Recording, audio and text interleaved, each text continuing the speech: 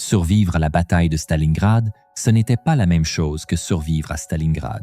Sur les 91 000 soldats allemands encore à peine vivants, qui se rendirent après des mois d'encerclement, quelques 96% ne rentrèrent jamais chez eux.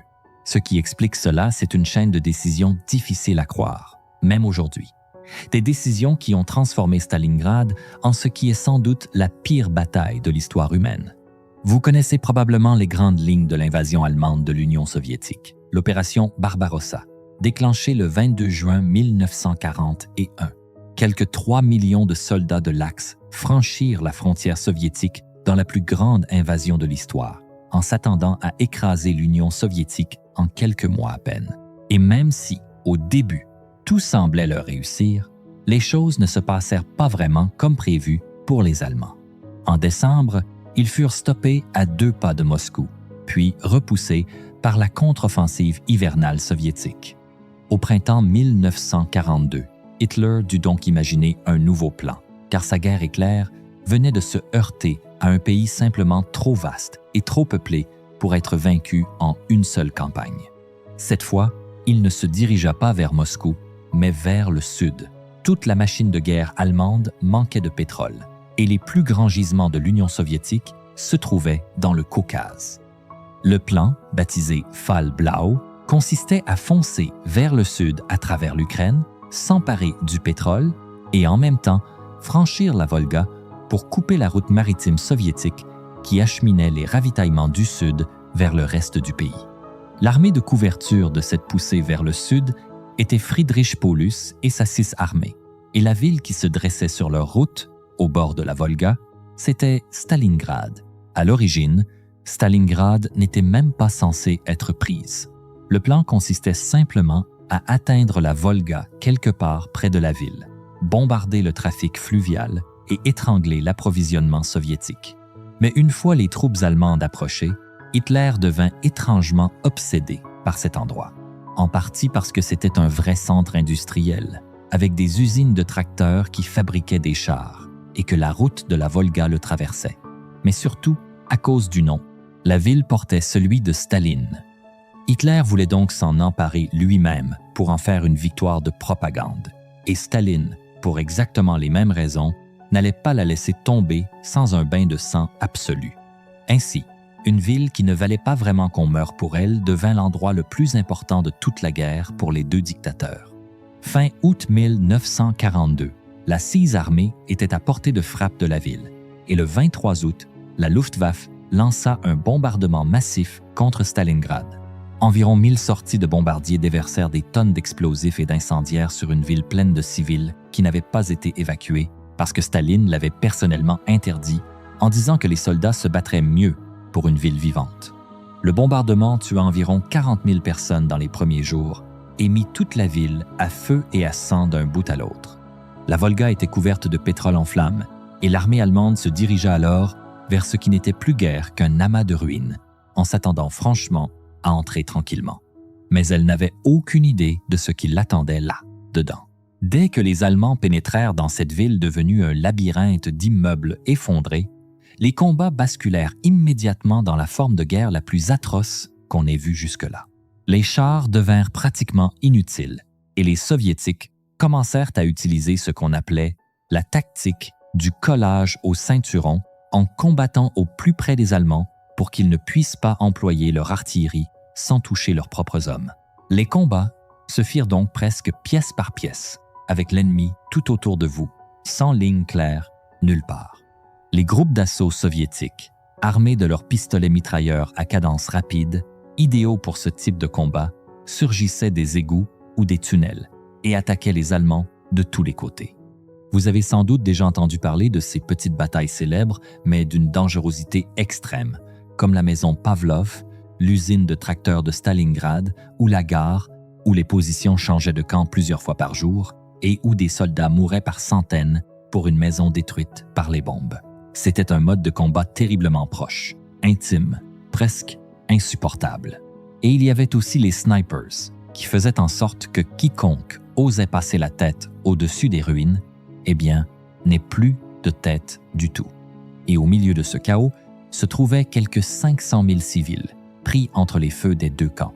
Staline promulgua la fameuse politique « pas un pas en arrière », si bien que les soldats soviétiques qui battaient en retraite risquaient d'être abattus par les leurs, ce qui les rendait, malgré eux, très motivés pour combattre les Allemands.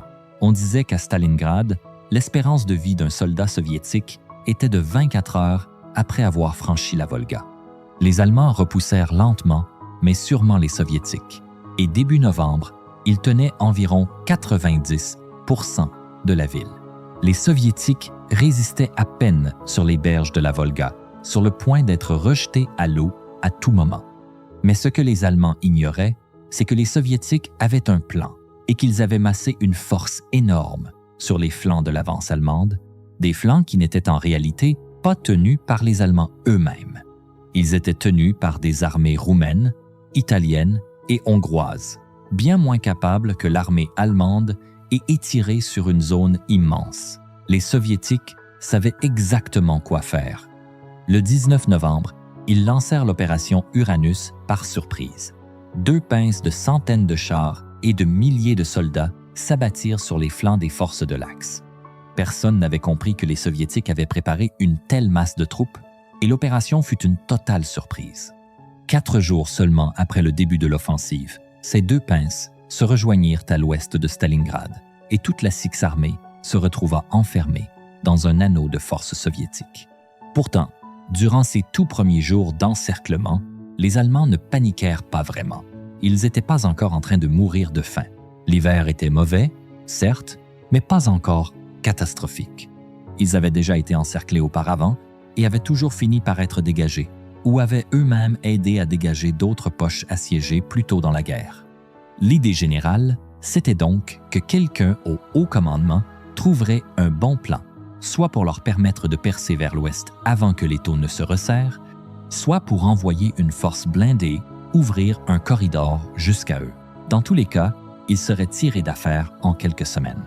Eh bien, petit spoiler, ce ne serait pas le cas. Comme vous le savez déjà, toute une chaîne de décisions désastreuses allait maintenant s'enclencher. La première fut celle d'Hitler. Quand Paulus lui demanda l'autorisation de percer vers l'ouest dans les 48 premières heures d'encerclement pour rejoindre les lignes allemandes, Hitler refusa parce que Hermann Göring, chef de la Luftwaffe, avait promis en personne qu'il pouvait livrer 500 tonnes de ravitaillement par jour dans la poche, uniquement par voie aérienne. Et même si tout le monde savait que c'était un fantasme, Hitler le crut et prit la décision que la Sixth Armée resterait sur place, serait ravitaillée par les airs et tiendrait la ville jusqu'à ce qu'on trouve mieux. Mais ces 300 000 soldats allemands à Stalingrad, avec leur équipement, leurs chevaux et tout le reste, avaient besoin d'environ 700 tonnes de ravitaillement par jour. Et les 500 tonnes promises étaient un rêve lointain comparé à ce qui arrivait réellement. Pour être juste, les Allemands avaient déjà connu une situation similaire dans la poche de Demiansk plus tôt dans la guerre, quand quelques 90 000 soldats allemands furent encerclés pendant plus de 2 mois. Pendant toute cette période, la Luftwaffe les ravitaillait par air, évacuait les blessés et amenait des renforts, même si elle y perdit environ 200 avions de transport. Mais l'armée encerclée à Stalingrad avait besoin d'environ 4 fois plus de ravitaillement. La défense antiaérienne soviétique s'était énormément améliorée et la Luftwaffe était à bout de souffle après des années de guerre. Pourtant, pour une raison obscure, personne au sommet ne fit vraiment ce calcul. Les Allemands avaient un périmètre défensif autour de la ville elle-même, avec la Volga désormais dans leur dos. Le côté ouest était une steppe ouverte, où les défenseurs allemands s'enfonçaient dans la neige. Les Soviétiques ne cherchaient pas à écraser la poche immédiatement, mais d'abord à se préparer à repousser toute tentative de secours allemande. Pendant ce temps, ils transformèrent leur situation désespérée sur les berges de la Volga en quelque chose de bien plus confortable quand le fleuve gela et qu'ils purent réapprovisionner et renforcer leur position. Non seulement ils stoppèrent toute nouvelle avance allemande, mais ils commencèrent aussi à reprendre des îlots, des pâtés de maisons et des immeubles de Stalingrad. Ils ne pouvaient pas percer la ligne allemande, alors ils entraient dans la ville par petits groupes d'assaut, de préférence la nuit, et terrorisaient les Allemands par des attaques surprises venues des directions les plus inattendues. Cela les maintenait sous tension et terrifiés, les usant peu à peu, en plus de tous les autres facteurs. La défense tint à peu près au début, parce que la 6e armée était très bien équipée, avec beaucoup d'artillerie, de canons anti-chars, de mitrailleuses et de chars. Mais très vite, ils se retrouvèrent dans une situation où les pièces d'artillerie n'avaient droit qu'à 1 ou 2 coups par jour, avec ordre strict de ne tirer que si une cible était clairement en vue. La Luftwaffe livrait environ 80 à 100 tonnes par jour, et encore seulement les bons jours, quand la météo le permettait. Quand le temps était mauvais, ce qui était fréquent dans l'un des pires hivers russes, il n'y avait ni ravitaillement entrant, ni blessés sortant. Le 7 décembre, l'armée encerclée n'avait plus qu'une miche de pain pour 5 hommes. Un soldat de première ligne disposait donc d'environ 200 grammes de pain par jour, avec une fine tranche de saucisse de cheval s'il avait de la chance, puisque l'échelon arrière gardait d'abord le meilleur pour lui. À la fin du mois, cette ration fut réduite de moitié à 100 grammes, puis à 75. Plus tôt dans la guerre, la 6e armée comptait quelques 50 000 chevaux utilisés pour tirer les pièces d'artillerie et le matériel, et les derniers survivants étaient désormais la principale source de nourriture de l'armée encerclée.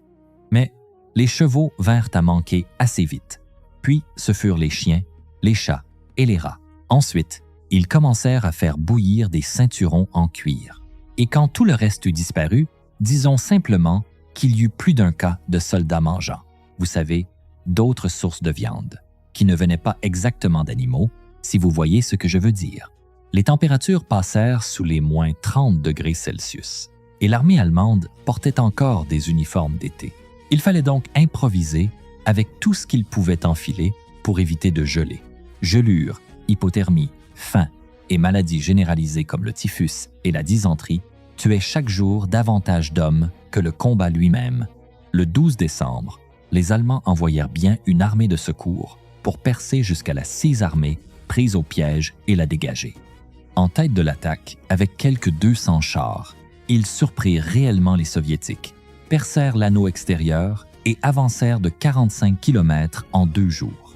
Le 19 décembre, ils n'étaient plus qu'à 50 km du bord de la poche, et les hommes encerclés pouvaient voir les éclairs de l'artillerie allemande. Pour la première fois, ils retrouvèrent l'espoir qu'une sortie restait possible. Le plan prévoyait que Paulus sorte à la rencontre de la force de secours avec les chars et le carburant qui lui restait, ce qui, à ce stade, ne suffisait plus que pour une trentaine de kilomètres. Le maréchal Erich von Manstein, qui commandait la force de secours, supplia Paulus de lancer la percée immédiatement, quelles que soient les conditions. Mais Hitler ordonna que la percée ne puisse être tentée que si Paulus parvenait à conserver ses positions actuelles, ce qui était à peu près impossible. Donc, une fois de plus, Paulus obéit aux ordres d'Hitler, tout sauf réaliste, et continua d'attendre. La force de secours risquait désormais elle aussi d'être coupée, et elle dut battre en retraite, anéantissant la dernière chance qu'avaient ces hommes de voir la fin de la guerre. Et maintenant, les vraies horreurs, comme si tout cela n'était pas déjà assez terrible, allaient commencer. Pendant tout ce temps, le pont aérien empirait de jour en jour. Le volume moyen total de ravitaillement arrivant aux 2 principaux aérodromes de Stalingrad n'était que d'1/8 de ce qui était réellement nécessaire, et les cargaisons qui parvenaient tout de même à passer étaient souvent étranges.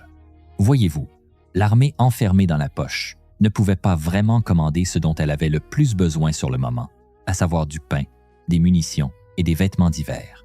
À la place, les ravitaillements étaient constitués par l'état-major de la Luftwaffe, qui n'avait absolument aucune prise sur ce qui se passait à l'intérieur de la ville encerclée. C'était un secret hautement gardé que la 6e armée allemande était au bord de l'effondrement, et on disait à l'arrière qu'elle donnait du fil à retordre à l'armée rouge. Il arrivait donc qu'on leur envoie des uniformes d'été ou du vin en bouteille de verre pour les officiers, qui gelaient et éclataient toutes, et, une fois, une cargaison de préservatifs. Quoi qu'il en soit, les Junkers 52 et Heinkel 111 allemands, convertis au transport, survolaient le territoire soviétique, atterrissaient sur l'un des 2 principaux aérodromes à l'intérieur de Stalingrad, déchargeaient leur cargaison, puis embarquaient des blessés pour le voyage retour. Mais c'était bien plus facile à dire qu'à faire dans l'un des pires hivers du siècle. Les Soviétiques concentraient toute leur attention sur les appareils entrant dans Stalingrad. si bien qu'à la fin du pont aérien, la Luftwaffe avait perdu 488 avions. Les soldats allemands savaient qu'à ce stade, la seule façon de sortir vivant était de monter dans l'un de ces avions. Et très vite, la police militaire perdit complètement le contrôle de ce qui se passait sur les aérodromes et tout bascula dans le chaos. Les soldats grimpaient dans les avions dans la panique, au point que certains furent abattus ou écrasés par les appareils. Il n'y avait pas assez de place pour tous les blessés et beaucoup moururent dans la neige, alignés à côté de la piste en attendant d'être évacués. On ne pouvait pas creuser de tombes dans le sol gelé, alors les corps s'empilaient simplement les uns sur les autres en énormes tas. Sans compter les conditions dans les hôpitaux, avec à peine des fournitures médicales et pratiquement aucun confort, comme la morphine. Les hommes devenaient apathiques, et nombreux étaient ceux qui s'asseyaient dans la neige pour ne plus se relever ou marchaient tout simplement vers les lignes soviétiques. La situation des Allemands était insupportable, mais ils tenaient toujours le périmètre avec ce qu'il leur restait d'armes, infligeant de lourdes pertes aux groupes soviétiques qui testaillant leur défense. Puis, le 8 janvier 1943, des émissaires soviétiques arrivèrent sous drapeau blanc avec des conditions de reddition formelle. Les conditions, en théorie du moins, étaient réellement correctes compte tenu de ce qui allait se passer. Paulus demanda par radio à Hitler l'autorisation d'accepter la reddition et de sauver ce qu'il restait des hommes encore en vie. Et Hitler, comme pour tant de ses décisions soi-disant stratégiques, interdit absolument toute forme de reddition et promut Paulus au grade de maréchal avec une légère allusion au fait qu'aucun maréchal allemand n'avait jamais été capturé vivant. Les émissaires repartirent vers les lignes soviétiques avec une réponse négative. Le reste de la journée, à l'intérieur de la poche, ce fut étrangement silencieux, et le lendemain aussi. Puis, arriva le matin du 10 janvier, qui marqua le début de l'opération Anneau. À 8 heures, les Soviétiques ouvrirent le feu avec 7000 pièces d'artillerie pendant 55 minutes d'affilée, créant le plus grand barrage d'un seul tenant de toute la guerre jusqu'alors. Puis quelques 280 000 soldats appuyés par 2000 chars se mirent au travail pour achever ce qui restait de la 6e armée allemande. Le 15 janvier, l'aérodrome de Pitomnik était sous le feu direct de l'artillerie. Le lendemain, les blindés soviétiques y entrèrent et le capturèrent. 6 jours plus tard, l'aérodrome de Gomrak tomba lui aussi. Et le 24 janvier, Paulus télégraphia à Hitler la situation. Le lendemain, les Soviétiques coupèrent la poche en deux et le 2 février, le dernier message radio allemand transmit ceci. « Nous avons combattu jusqu'au dernier homme contre une force supérieure. » Puis, le silence. Quelques 91 000 soldats allemands accrochés à la vie sortirent des ruines de la ville pour entrer en captivité soviétique. Parmi eux, 22 généraux et Paulus lui-même. Les Soviétiques n'avaient aucun moyen d'aider autant d'hommes à la fois, même s'ils l'avaient voulu, ce qui, vous vous en doutez, n'était pas le cas. Ils étaient compréhensiblement furieux après ce que les Allemands avaient fait à leur pays et à leur ville, et se fichaient désormais complètement de leur souffrance. La bataille était terminée, mais les horreurs ne faisaient que commencer, et pour beaucoup, elles ne faisaient même que débuter. Les prisonniers furent acheminés en longues colonnes vers les camps, à travers la neige, pendant 5 jours, sans nourriture, sans abri et sans eau. Quiconque ne suivait pas, le rythme était abattu et laissé dans la neige. Et quand je dis quiconque, je veux dire que sur les 90 000 qui entamèrent cette marche, 40 000 n'y survécurent pas, presque la moitié. Encore 40 000 moururent dans les camps au cours des mois suivants, principalement du typhus, et à cause du terrible état de leur corps à ce stade, le traitement ne s'améliorant pas vraiment. Les quelques milliers de soldats allemands qui étaient d'une manière ou d'une autre encore en vie se retrouvèrent désormais utilisés comme main-d'œuvre forcée pour reconstruire des villes soviétiques, extraire du charbon ou accomplir tout autre travail pénible nécessaire dans un pays qui n'arrivait déjà pas à nourrir correctement sa propre population, alors ses ennemis encore moins. Et la fin de la guerre ne signifia pas qu'ils pouvaient rentrer librement chez eux. De petits groupes furent libérés en 1946, puis de plus grands groupes des hommes encore miraculeusement vivants revinrent en 1949 et 1950. Gardez bien à l'esprit que leurs familles ne savaient, pour la plupart, même pas s'ils étaient encore en vie ou non. La dernière grande libération eut lieu en 1955, soit 11 ans pleins après la fin de la guerre, lorsque les Soviétiques relâchèrent environ 9600 prisonniers restants et quelques 20 000 civils allemands. Ils rentrèrent dans un pays complètement changé. Beaucoup ne savaient pas où était leur famille, ou retrouvèrent des épouses remariées, persuadées que leur mari était mort depuis longtemps, ou des enfants qui ne les reconnaissaient même pas. Franchement, c'est à peu près aussi triste que cela puisse l'être. Sur les 91 000 hommes qui se rendirent à Stalingrad, seuls environ 5 000 rentrèrent un jour chez eux. Environ 96% de la 6e armée ne revinrent jamais en Allemagne.